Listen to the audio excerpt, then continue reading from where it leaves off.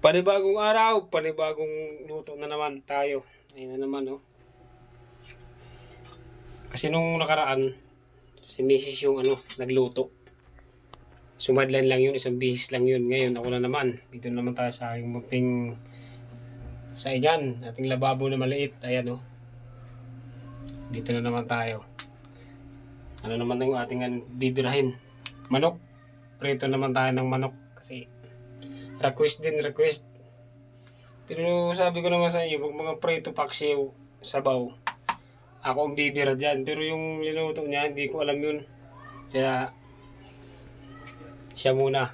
Pakulo muna tayo ng ng kawali. Ganda ng nabili kong manok mga buddy, oh.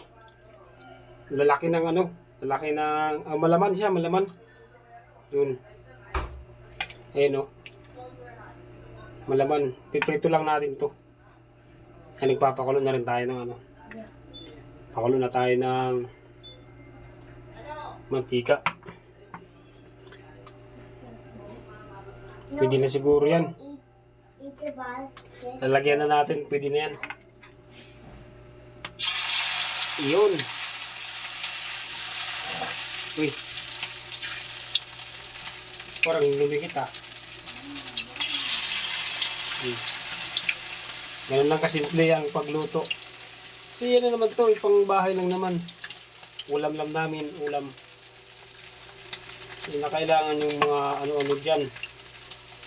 Importante, kumplito ng ricados bago magprito. Yan. Sa mga ganitong luto lang, kaya-kaya ko yan. Yung mga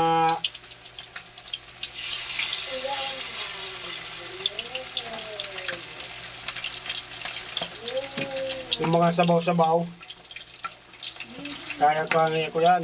Sabaw, tapos tawag nito paksiw, prito. Pero yung mga maraming putahe, hindi kaya. Ayan na. Ito pa yung ating isasalang, no? Yan na yung atin kumukulo na. Ganun lang kasimple. Kaya sa order ka pa ng Jollibee, napakamahal. Parehas lang naman yan manok, eh. Pagtsagaan mo na lang prituhin ay sa mag-order ka sa Jollibee. Hindi nakakakain din naman tayo ng Jollibee. Minsan pag may time. Ang init nga pala dito, oh. Nagpapawisan ako. Oh. Sobrang init. Wala kasi singaw.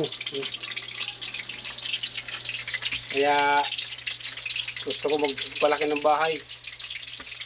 Kaya suportahan nyo na ako para matulungan nyo na ako. Maraming salamat.